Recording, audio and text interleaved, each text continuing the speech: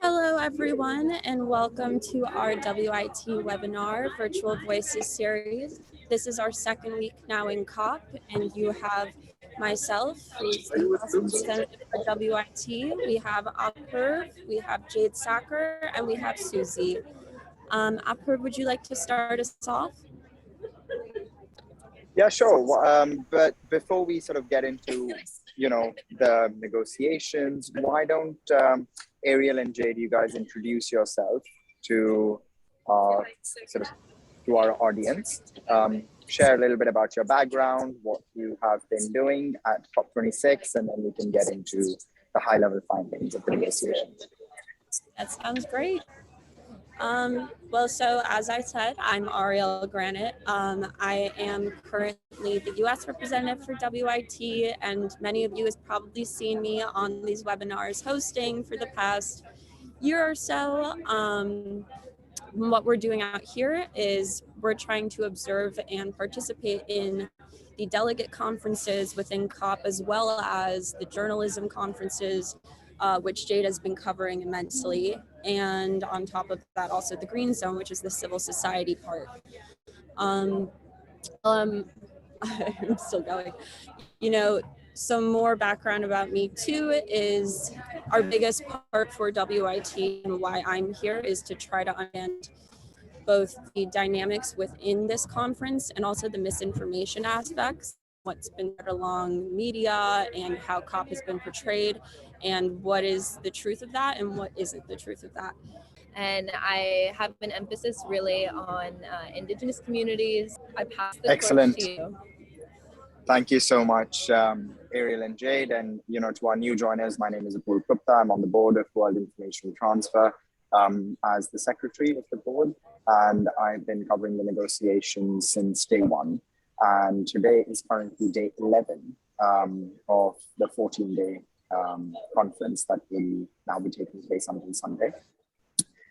In terms of the agenda, what we would really like to cover with you is give you an overarching understanding of where the negotiations are at, right? What the negotiations are trying to achieve and how we've been tracking progress. And along with that, get into some more specific topic areas around human health, around the environment, and biodiversity, and as well as financing as well.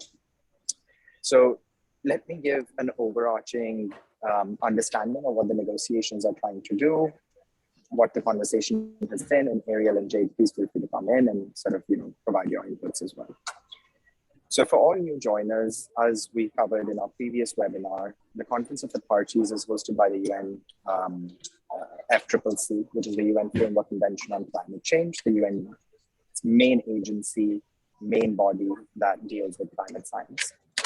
And the entire objective of the Conference of the Parties is to bring all countries together to try and create a resolution on emissions reductions.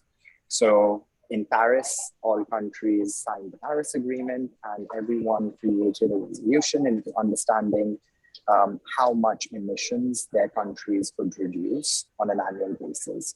And the idea was that every 5 years, all countries would meet together and they would stock take based on climate science, where these national pledges are, how far are they, how low are they, and based on that, the countries could keep updating. So this COP today, which is taking place right now in Glasgow, is the first 5-year review cycle of that Paris Agreement. So in Paris, the ambition was set that we cannot limit global temperatures beyond 2 degrees Celsius, right? And the ambition that was set out was, let's keep global temperatures above pre-industrial levels to less than 2 degrees. Then the IPCC in 2018 came out with its annual assessment and said, actually, we need to limit global temperatures to 1.5 degrees Celsius. Otherwise, we would risk extinction of multiple species around the world. We could see 4 times as many wildfires, impacts on crop cycles, severe impacts to human health, and 1.5 became the main global ambition. So when all countries met up in Glasgow, we were on a 2.7 Celsius trajectory. That was the pathway that we were currently at. for the end of the century. And the UN climate scientists said that we need to halve global emissions by 2030 and achieve carbon neutrality by 2050. So the main objective of this COP, as soon as it started, was to make sure all national pledges collectively added up to making sure that we do not exceed global temperatures to 1.5 degrees Celsius. 10 days later, from that 2.7, we've only reached 2.4. So you can understand that there's a lot of frustration in terms of the national pledges and countries not pulling their weight in making sure they deliver a 1.5 degrees Celsius world. But at the same time, we've seen a lot of movement from business, from other stakeholders, forming initiatives, forming groups. And actually, if we analyze all of those, collectively with the national ambitions, we are close to a 1.8 degree world. So that ambition is actually not coming from countries. It's not actually coming from the highest emitting countries. It's actually coming from groups of non-state actors who are collectively committing to transition to net zero, who are collectively trying to ensure that we do not face climate breakdown.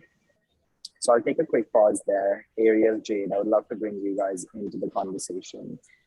What kind of movement have you been witnessing from non-state actors? Because it's clear as day that countries are not following. So we've disconnected. I was told that Richard Whiteford and Hanifa are on the call. If you guys would like to join the webinar, please unmute yourself, come on video. I'd love to have a conversation with you around the progress being made at COP. A few big bucket items that are still being discussed today is the deforestation pledge. There is a lot of movement with almost 120 governments committing to ending deforestation and land degradation by 2030. And these governments cover 90% of the world's forests. At the same time, we haven't seen Indonesia, which has heavy forest coverage, sign up to this pledge. We have also seen a lot of movement on decommissioning coal and consigning sort of coal power generation to the future. The current coal transition plan is that by 2030, 44 countries have ratified that they would stop investing in new coal power generation plants, as well as making sure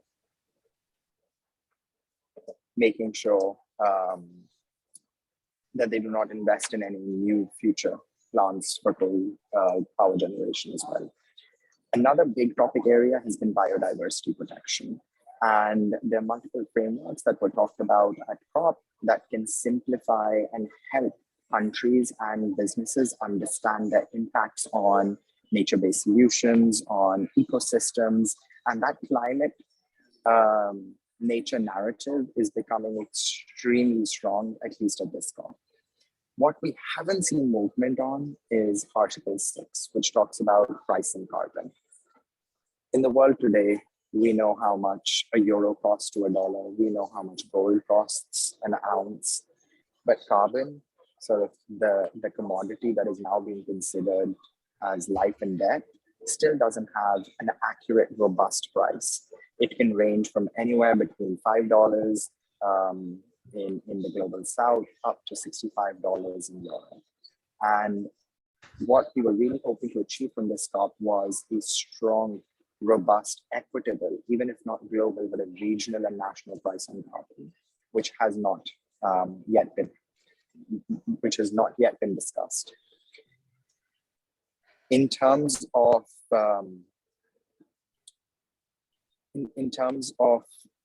carbon pricing today, the United States and China have actually prepared a joint statement called the Glasgow Agreement, where both of these extremely high emitting countries would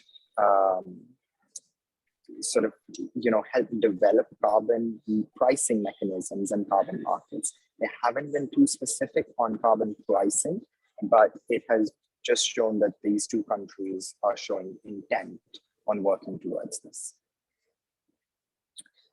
So I'll take a quick pause there to see if there are any questions from the audience.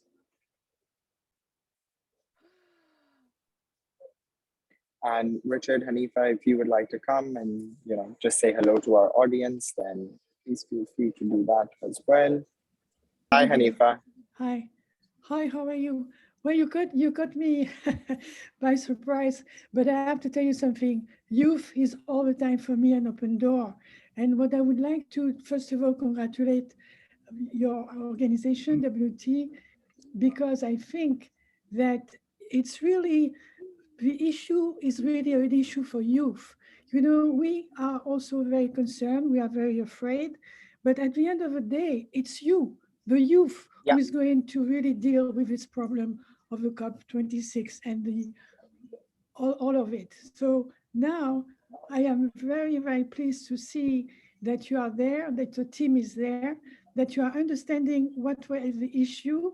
You summarize it very well. It's usually, a lack of reaching the goal. It's not the first thing that we are witnessing. But again, I think that it's not anymore inviting you to the table. You are inviting us to your table.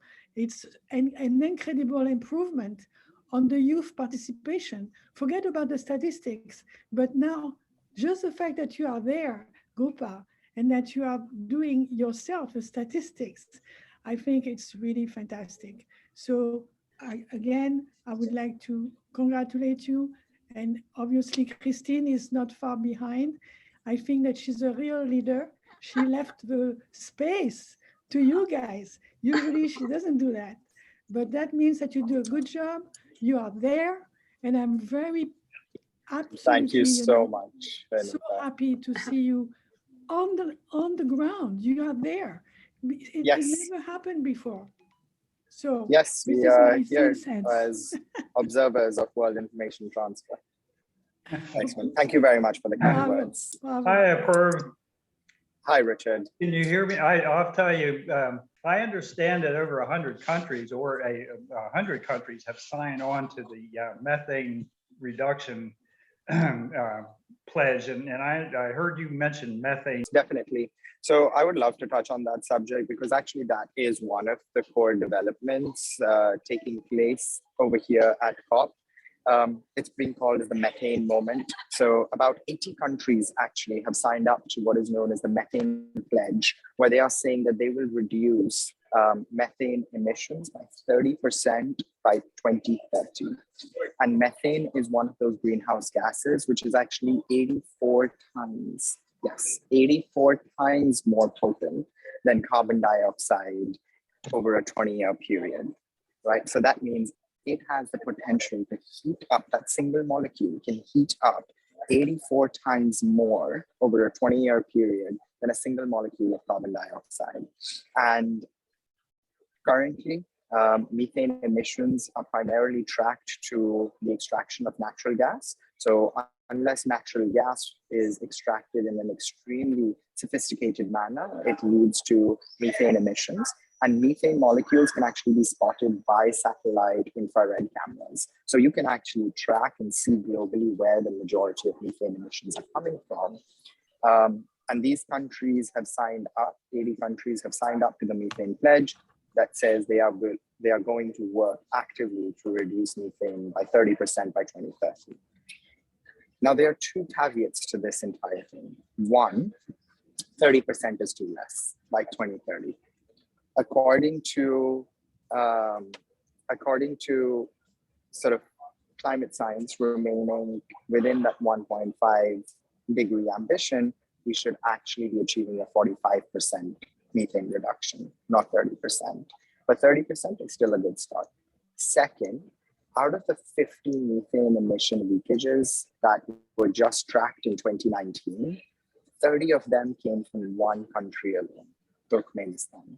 And Turkmenistan is not on the table here. In fact, it is a dictatorial country which doesn't participate in international relations beyond Russia.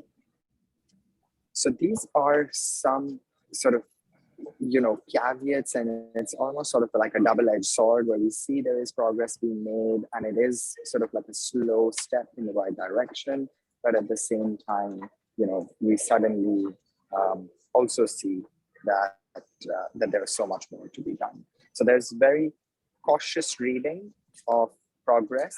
I don't think I'm going to come out from this COP extremely enthusiastic, but we do need to make sure that the pulse is being tracked in the right direction, but at the same time, the people who are responsible for the majority of these things should be held to account. Thank you. I would really like to bring Irena on the call to say, I'd love for hi Irena, how are you? Hi, Hello. Apurv, and hello, everybody. Nice to see you all. And after Hanifa has put it so eloquently, I just can say that I just concur with whatever she has said. And really the leadership of Dr. Durbach and also for providing you to be there on the ground. I think this is great, and it's about you be in the leadership positions, and you are still going to be around in 2050. So I think it's very, very important what you are doing. I have been binge watching the COP. I'm like hooked to it, so I know more or less what is happening in all times of night and day. I'm trying to look at what is going on. I think that the great thing is that financing is there. There has been a lot of pledges, but I also think that what is really important is to see how it will be implemented. So implementation is the key. It's good that they are making progress on the financing, on the Article 6 on transparency, all of this. And also you talked about methane. I think these are all great advancements. I see that there is a lot on adaptation, which is going to be a priority for Africa in the next COP27. And all that is great.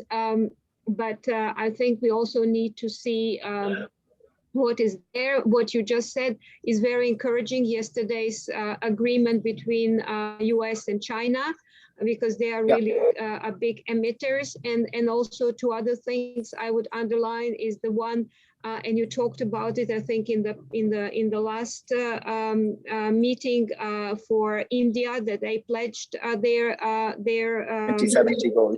Around 2070, and also the forests. So I think these are the things that are really a goal on forests. So I think these are really good things that came out of the One COP. of the things, thank you so much, Irena, and it's clear that we covered a lot of these topics in week 1 as well. What's really striking in week 2, which I would love to tell all of the participants about, is the adaptation that you mentioned. So first day of week 2 was adaptation and loss. And that essentially is all small island developing countries, as well as some of the countries which are most vulnerable to the impacts of climate change, saying that we need more funding and financing to ensure we build resilience against climate change, right? And the UNFCCC Adaptation Fund actually received $232 million in injection, taking the fund almost to $1 billion. And it has an impact directly to 6.6 million people and communities, along with saving about 200,000 hectares of natural habitats. So we really do need to see additional funding going into adaptation and resilience. Climate change doesn't exist in 2030 or 2050. It's happening now, right? Like right now, climate change is impacting some of the most vulnerable communities around the world. Yes. Loss and damage is a very directly. important one. Loss and damage is another important point for especially for SIDS. Thank you. Correct. Thank you so much, Irena, for joining us. Now, a couple of things that I do want to talk about, which are taking center stage, especially at this COP, is the nexus between climate and health. And one of the health items that has emerged in some of the conversations over here is around salmonella. I would like to share with the audience that traces of salmonella were actually found by scientists in orcas off the US Pacific coast. Sewage and water runoff would be killing whales further. And I'm not sure if people realize, but whales actually are a big carbon sink. Whales have mechanisms inside them where they absorb carbon from the world and convert it into oxygen. And therefore, they have that kind of technology, which doesn't exist in the world right now. And that is exactly what our ecosystem does. There is a big misconception where people think that we just need to stop emitting carbon. That's only going to get us halfway through. Even if we stopped today, carbon molecules can actually linger in the atmosphere for more than 1,000 years. So everything that we have already put out there will continue to heat the planet. So just stopping our emissions only gets us halfway. We actually need to remove the carbon in the atmosphere currently as well. And we don't have that kind of technology in the world to scale those kind of actions. But the nature does. Ecosystem services, mangroves, whales, the oceans, all of these are natural carbon sinks, which actually absorb carbon out of the world and actually store it or convert it into other materials. So when we see that traces of salmonella are actually found in orcas through sewage systems and our water use runoff, which is actually killing whales, becomes a big threat to ecosystem services, right? So that is one point. The second point is rising ocean temperatures are actually melting Greenland's ice caps at 4 times faster than just 2003. 2003 wasn't even long ago. In comparison to that, if our ice caps in Greenland are melting 4 times as faster, that is going to trigger a chain reaction that we cannot reverse. It's a tipping point we cannot fall off. And melting ice caps today account for 1/3 of global sea level rise. We know that once sea levels rise, it will be absolutely detrimental to certain communities. It is the matter between life and death for many small island, low altitude nations across the world. The melting of the ice in the Arctic is caused by climate change, and nations have been fighting to establish territorial rights for profit, with the possibility of destroying the region and affect the entire planet. So these are situations and these are focus areas where we should not be looking at. The Arctic region is something to be preserved. It is a common good, right? Putting a flag over there is not what the world needs at this point. We need to make sure that we rapidly stop the Arctic from melting. That should be the effort. Not fighting over who controls that region and for what kind of profits. It's very frustrating to see that these kind of issues are not actually taking center stage at COP26. The fourth area is health officials in Liberia have found Ebola virus in a bat in West Africa.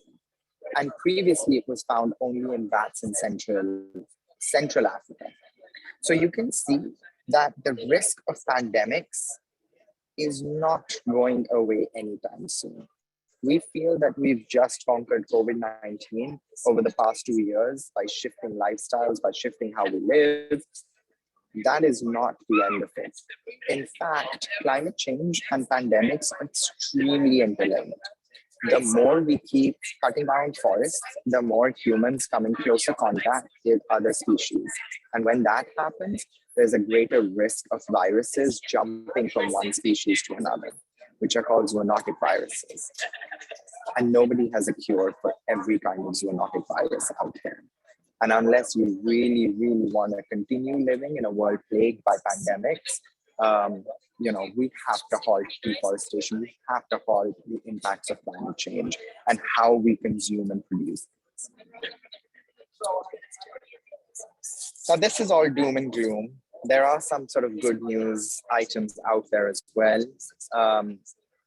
We do have to have a very cautious reading of the good news, but it still does exist and it should be shared as much as the bad news gets shared.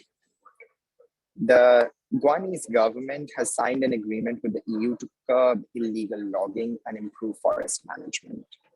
Right, so there are steps that are being taken by national governments to achieve the highest standards of forest protection. As I had shared earlier, just at COP, 120 world leaders signed the deforestation pledge. Yes, it is to 2030. I would have liked it for 2022. We cannot keep cutting down our forests until for the next 9 years as well, and then say, okay, fine, we must stop now. I think some actions need to be much bolder, much faster, but it is, again, a step in the right direction. What also needs to happen is make sure that this kind of deforestation financing does reach that local level. And we need to ensure that whatever standards we are setting for the government, for nations, are also, hammering down to the people who are working on the ground, protecting forests and reporting illegal poachers and loggers. The other good news is that bacteria in soil samples from Northern Ireland halts the growth of 4 types of antibiotic-resistant bacteria, superbugs, including MRSA, that is the methicillin-resistant Staphylococcus aureus. Science and research and R&D is proceeding at a rapid pace, and it will continue proceeding at a rapid pace. We have to ensure that all of these are implemented and taken to market as soon as possible. This is not just happening in the spheres of public health, but also happening in the spheres of clean energy. In fact, there just here at COP, a UN-backed coalition called Catapult of almost 100 companies together are trying to bring down the price of green hydrogen, which is considered as a key transition technology for high emitting industries, whether it's shipping, whether it is in industrial sectors, as well as automotive. The current price of green hydrogen is about $6 per kilo. The price of fossil fuels is about $1.8 per kilo. So you can see that the economics right now doesn't exist. If someone's running a business, if someone's powering a country, if someone's looking to power communities, they're going to pick fossil fuels as the cheaper alternative, just because the economics is over there. What we do need to do is invest more money and R&D technologies into these transition technologies, which are cleaner. So Catapult, as it was announced at COP26, is aiming to bring the price of green hydrogen down from $6 a kilo to $2 a kilo by 2027. And they're hoping that while we do this, we can make them both competitive enough for people to choose. But the one thing that they're not talking about right now is ending fossil fuel subsidies. The price of fossil fuels right now is not $1.8 just because it's cheap, but it is because so much investment from governments is coming into that front that make it cheap. And we need to end fossil fuel subsidies in all its form around the world. If we do that, fossil fuels become expensive. Green technologies become cheaper. They become the main alternative. Now, I do want to go into some questions. I have a question by Martha Hunt, who says, in your opinion, which developing countries are able to join global campaigns, namely landscaping, ocean cleaning, use of new fuels, efficient allocation of resources, etc.? The short answer is everyone. Nobody is off the hook over here, Martha. These are things that we need to ensure every country is proactively doing as much as possible. And if there are any barriers in their way, to voice those barriers, and then for the global community to collectively solve those barriers. Nobody can live in a planet which is 2.7 degrees hot. It just won't happen. We are not risking the survival of the planet over here. The planet will continue going on. We're risking our survival over here. We are the ones who are, go into extinction, cleanly put. The human body cannot survive on those kind of temperatures. And we need to make sure that everyone plays their part. Another question from Lyadmin. Good afternoon, thanks for the invitation. And I have a question, right? Because their populations require energy access. It is a human right by the United Nations. So now when developing countries come on the table, but the alternative is so much more expensive, right? If you're trying to set up a hydropower plant as opposed to a coal power plant, it's so much more cheaper for you to do that. And these developing countries are now at the table saying, we've just gone through 2 years of the pandemic. Our finances are even more detrimental and in a crippling state than they were 2 years ago. And now you're telling us to get the more expensive option just because climate change is happening and now the climate emergency is happening. We don't have a problem to shift to those newer forms of technology, but you bridge the gap. We will pay 25%, you pay 75% of these, because all of this is happening because US, Europe, UK industrialized first on oil and gas, on coal. They're responsible for the high levels of emissions that we have in the world. That has been warming up the planet. And now we're trying to curb developing nations. So the whole issue of financing is not that the money isn't there, but it's about in whose hands should it be to actually impact change. In Paris, developed countries, the rich nations had said, we will give $100 billion every year to developing countries. And that $100 billion will help bridge the gap of developing new clean energy infrastructure. That money hasn't reached. So we really need the rich countries to honor that commitment. And that's something that actually makes me more skeptical. Throughout the last 10 days, we've been hearing about so many new initiatives promising trillions of dollars. But how can I believe that suddenly these trillions of dollars will reach developing countries and emerging markets and poor nations when over the past 12 years almost, 100 billion hasn't made its way? Even after Paris being a checkpoint of honoring that commitment, even like the last 6 years, 100 billion hasn't been able to mobilize. And at the same time, just in one country alone, like the US, you can have trillions of dollars being sanctioned by Congress for their own countries. And we're saying collectively the richest countries in the world cannot produce 100 billion. I just don't buy it. And I think they need to honor the commitments that they're making so that these financing gaps are covered. Why is it so difficult to find a way out of the crisis? And how has the coronavirus pandemic helped or hindered the achievement of the Paris Climate Agreement? And then another question within that was, what are the main sources of funding for green investments? So I'll answer the second question first, given that we are already on the funding topic and already on the finance topic. Now, the sources of income for financing need to come from the capital markets, need to come from business, from industry, need to come from capital markets, need to come up from business. What we're trying to solve is not going to cost billions of dollars. If it costs just billions of dollars, then you could look towards countries, you could look towards philanthropy, you could pressurize people into writing checks. What we are looking at is trillions of dollars. Adaptation, resilience, mitigation. These require trillions of dollars of investments. And unless you mobilize everyone, right, the entire global economy, which includes capital markets, which includes companies, industries, you're not going to mobilize or redirect those kind of capital flows into the right direction. Now, what did we see during the pandemic? Like the link between the pandemic and climate change was simply around the stimulus checks, right?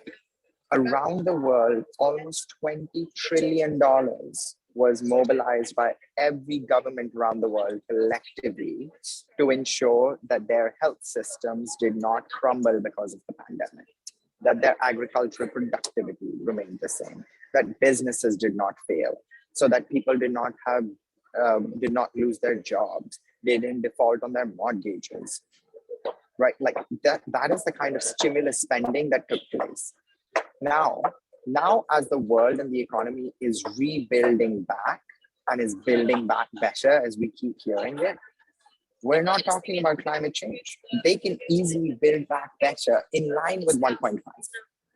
If you're making changes with your business, if you're making changes in how your economy is operating, now with the stimulus pumping and the stimulus checks, you can integrate sustainability and climate change principles within that recovery. Who's talking about it? Not a lot of people. The other double-edged sword that the pandemic has been is that it has crippled developing countries even more. These were countries which are already financially strained. And the pandemic came and they weren't able to, like the rich nations, issue these large stimulus checks across their population. People weren't getting money by the government to survive month on month, in places like India, China, many parts of Africa, and the global South in general. So as a result, people are defaulting more into debt. And so what you have is not just a health crisis, you have a financial crisis. Look at Lebanon, for example. The Lebanese lira has almost devaluated, right? A loaf of bread is going to cost millions of Lebanese lira. You cannot, it's not that you just have one crisis and then you solve that one crisis and then move on to the next. It's a domino. You have one thing and everything starts falling down. And that's exactly what's going to happen with climate change. The second the weather patterns start changing, it's going to change crop cycles. It's going to have, we're going to have famines.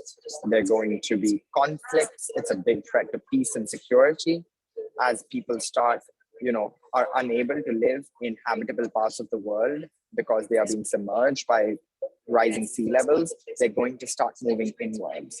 As they start moving inwards, it increases the risk of conflict. It is a security issue as well. And the Pentagon actually released a paper about it, being that climate change is the #1 threat to US security today.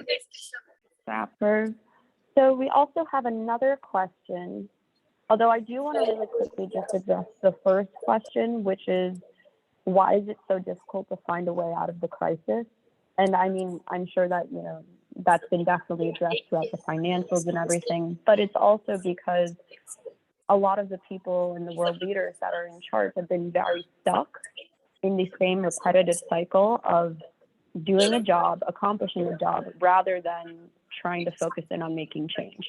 And so, it doesn't really benefit as much from what I've seen when they keep pushing back and pushing back and pushing back the timelines, because then they won't be around for them to be accountable anymore.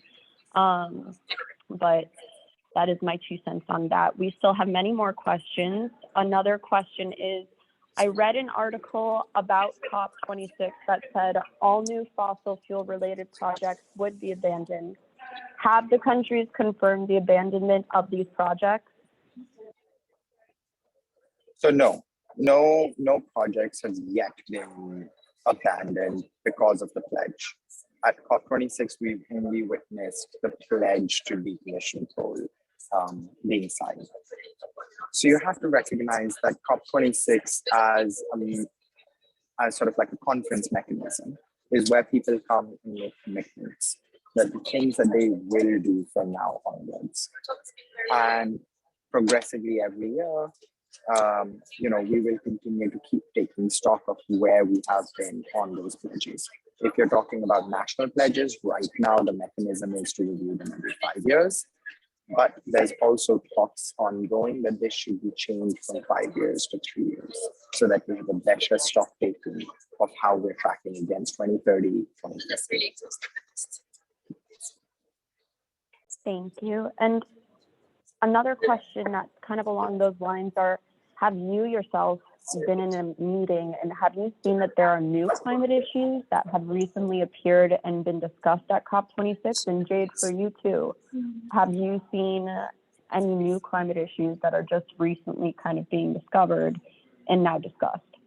I mean, I have definitely seen an uprise in both I mean, I haven't really seen more new climate issues. I think I've seen different ways of them being approached and different ways of them being handled. Like a big key theme of this year was that a lot more Indigenous people were included, involved, and celebrated as part of the climate movement. I think it's not the presence of new issues, but sorry. Hold on 1 second, so sorry. But just how exacerbated the original issues have become. Like there are more refugees. There's been, you know, a greater melting of the ice caps than probably the last COP that was held. And I think even more dire projections of the future. So I haven't heard of anything completely novel, but I don't really feel that we're on the right track now that we've kind of reconvened. Yeah, the other issue that's sort of, it's not a new topic by any means, but it is taking sort of center stage. And, something for all the students on this webinar to think about is, are you building the right skills for an economy that runs on different technologies than we have today, right? And it goes right at the heart of your learning as you're sort of, selecting your courses throughout school, throughout university. Are you prioritizing, the labor market as it exists today? Or are you prioritizing the labor market as it will exist tomorrow? And this concept, in climate talk is known as just transition. So as we are shifting the world to new energy systems, as we are investing in renewables, we need to make sure that the people who are currently working in the fossil fuel industry have the right to decent life and livelihood and will remain employable 10 years from now, 5 years from now. So that is something that has been, a major topic of discussion and definitely something extremely relevant to all the students. Yeah. So are there countries that do not want to join the community and refuse to effectively mitigate climate change? And then Jade wanted to speak, and then I'll pass it over to you. Okay, no, I just have thoughts based off of a debate that I attended here at the New York Times Hub yesterday. And the topic of the debate was democratic leaders are more prepared to address climate change than authoritarian ones. And there were 3 debaters for either team and a panel of judges. And a lot of the proponents of authoritarianism in solving climate change actually pointed to China as being at the forefront of climate change innovation, which I thought was interesting because they're not super cooperative with the global community. No, I think that's a great perspective, Jade. And China does have a net zero target to 2060.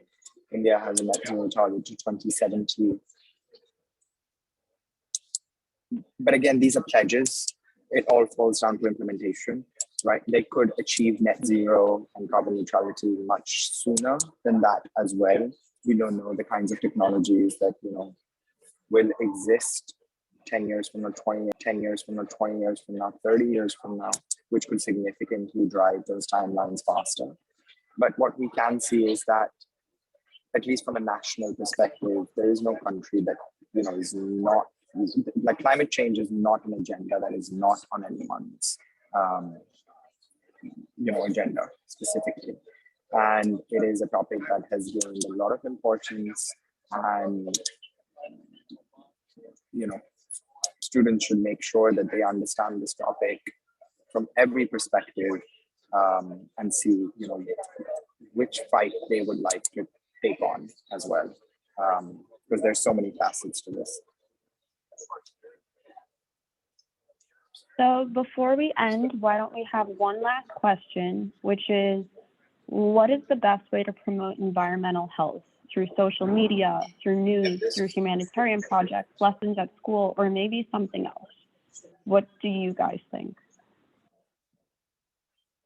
I'll weigh in first and say social media is my perspective on the best way to impact the youth, at least.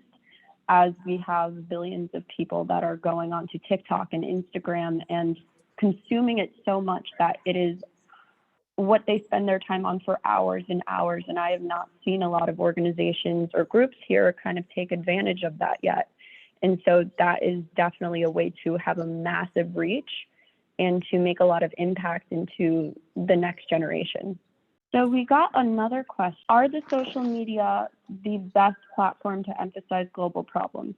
I think that's a very, very tricky question, in that, you know, social media is definitely a great way to reach a big demographic of people and multiple different demographics of people.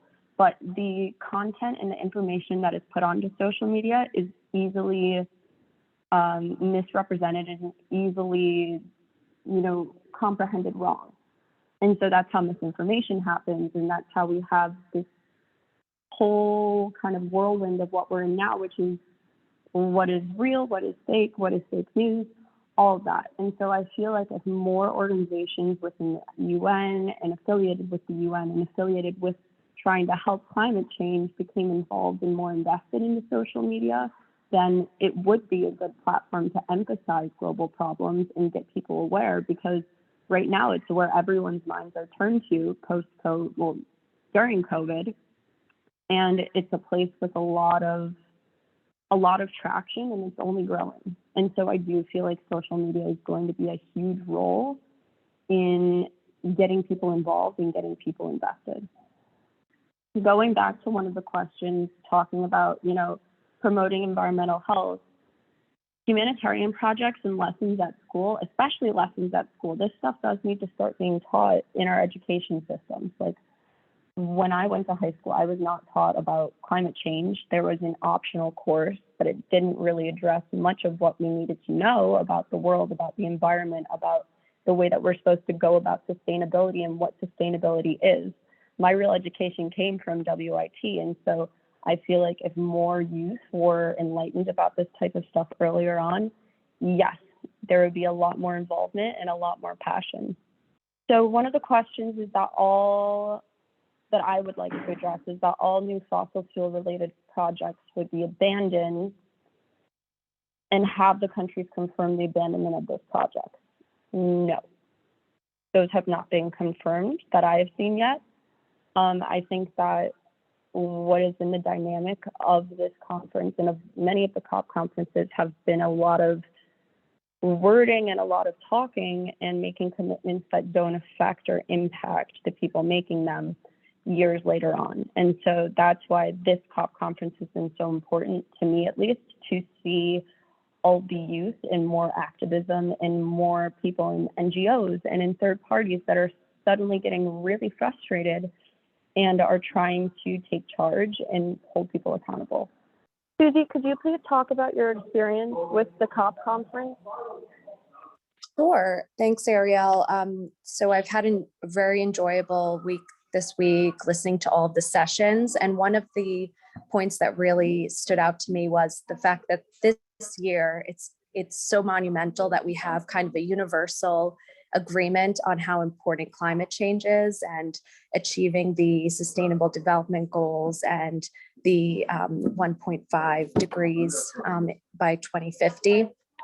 But what's really up next is actually taking action and laying out actionable, measurable plans from each nation, each government, and then each company that's involved as well. So having the partnership between the public and private sector will be so important and powerful, but actually laying out these plans, holding people accountable. And I'm hoping that next COP will kind of hear more of status updates from all of the different members on progress, so we can actually make some progress and achieve the same common goal.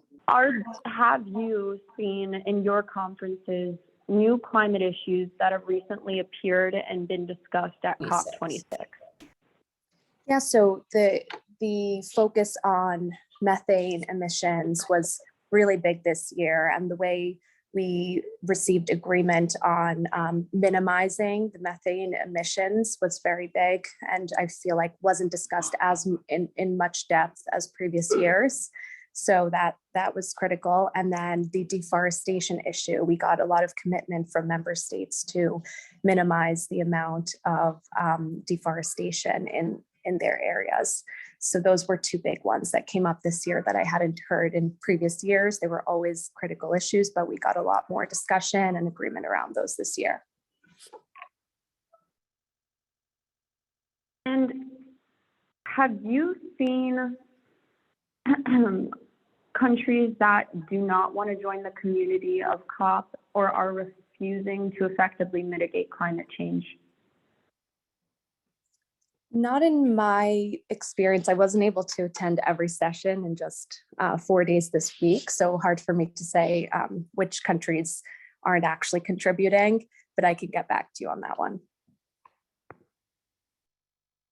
Righty. And then my next question for you is, what do you feel is the best way to promote environmental health?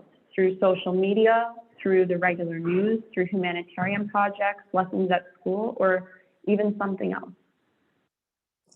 I really think that having businesses drive this forward in partnership with government through various channels is super powerful. And that's kind of, we're seeing the power of the customer. Customers are demanding sustainable products. So having businesses leverage their different channels, whether it be social media, whether it be all of their client acquisition channels, like online, in store, and just really emphasizing pushing this message forward and including more sustainable practices in the creation of their products, et cetera, is one. And then from a government perspective, leveraging channels like social media is definitely very powerful, but not the only thing. I think just having more and more conferences, inviting member states and different representatives together and having more engagement the way we did this week will be critical as well.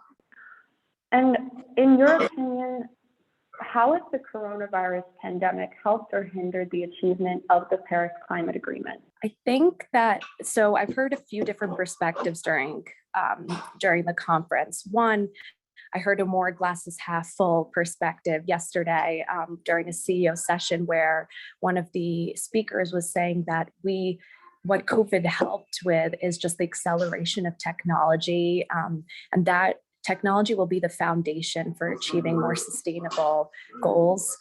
So that's a positive part of the pandemic.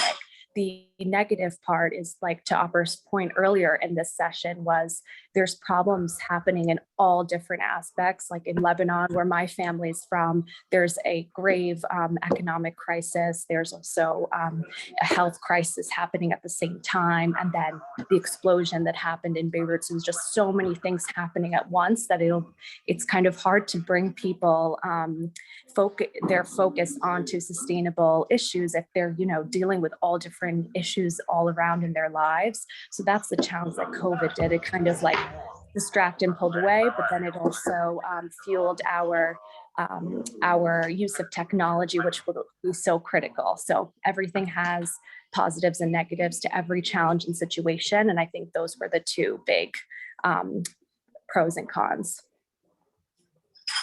Thank you, Suzy. And so before we end, I do want to ask, are there any last points that you'd want to bring up about this conference, your experience, or the future? I think it was monumental joining the conference this year, and really thank you to World Information Transfer and Dr. Durbach for sending us. Attending previously, COP23 was a year where the US had no presence at COP. So it was very different attending that year versus this year, where we've really are showing such a big commitment. So it was definitely such a transformative experience. And I'm really hopeful that going forward, we have alignment on the what we're doing, but now next steps are the how and how soon. So that's my perspective. Well, thank you, Suzy and Jade and Apurv for joining us. And thank you everyone for being on today. I apologize for all of the technical mishaps and everything, but it was a very important call and a very important webinar with a lot of good information. I do want to mention that next week on Wednesday, 12 Eastern Time, we are going to be having the speaker, Dr. Hardy, talk about COVID I am so appreciative for everyone tuning in, and I hope you all have a great afternoon, evening, or morning, depending on where you are. Thank you so all, much. and thank you, Dr. Durbeck.